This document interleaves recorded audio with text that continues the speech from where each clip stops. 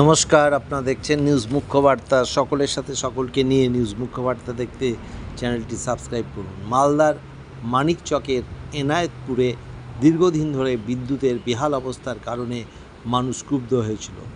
বারবার বিদ্যুৎ দপ্তরে গিয়েও সমস্যার সমাধান হচ্ছিল না। গত বুধবার বিদ্যুৎ বন্টন অফিসে বিক্ষোভ দেখালেও পুলিশ বিক্ষোভকারীদের হাঁটিয়ে দেয়।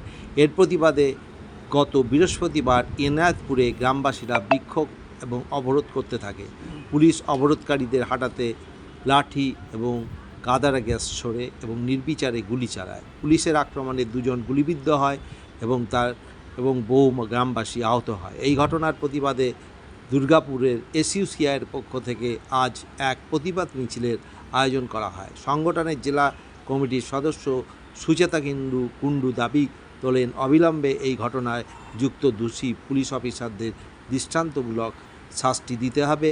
ঘটনার বিচার বিভাগীয় তদন্তের দাবি করেন। জখম ও গুলিবিদ্ধ গ্রামবাসীদের উপযুক্ত ক্ষতিপূরণ দিতে হবে বলে তারা দাবি জানায়। এলাকার বিদ্যুৎ সমস্যা দ্রুত সমাধান করতে হবে এবং বিদ্যুতের মাসুল বৃদ্ধি করা চলবে না। পুরো রিপোর্ট।